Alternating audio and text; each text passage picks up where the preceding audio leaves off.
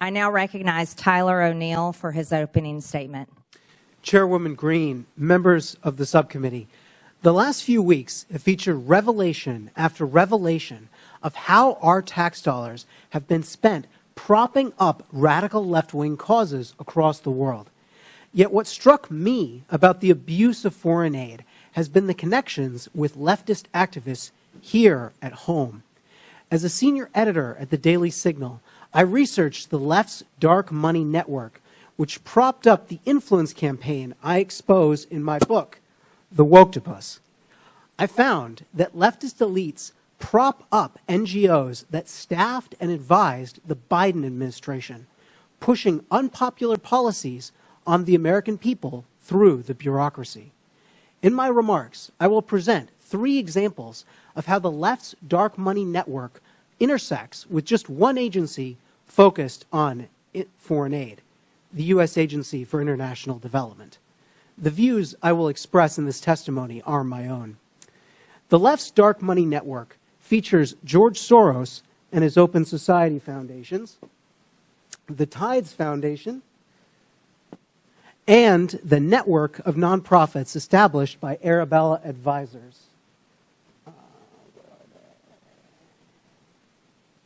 Right here.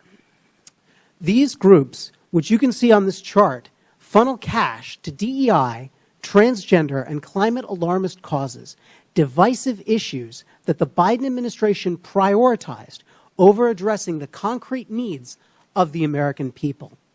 The left's dark money network has deep ties to USAID, which has rightly received renewed scrutiny under DOGE and after Elon Musk shined a light on it. While the Open Society Foundations has stated that it does not receive funds from USAID or direct USAID's spending, the Soros-founded nonprofit has a long history with USAID. In 2001, the Soros Foundations Network, which became Open Society, listed USAID among its donor partners. Open Society and USAID have jointly funded the Organized Crime and Corruption Reporting Project, a news outlet that attacked conservatives for, you guessed it, criticizing Soros. Open Society and USAID also jointly fund the East-West Management Institute. Among other things, the institute launched court changes in Albania that critics allege resulted in the prosecution of Albanian opposition leader Sali Berisha, silencing the opponent of the country's socialist prime minister. Open Society has hired at least 5 former USAID staff, including at least one high-level official who worked at USAID providing services amid political transitions in foreign countries. Former USAID Administrator Samantha Power met at least twice with Open Society leaders.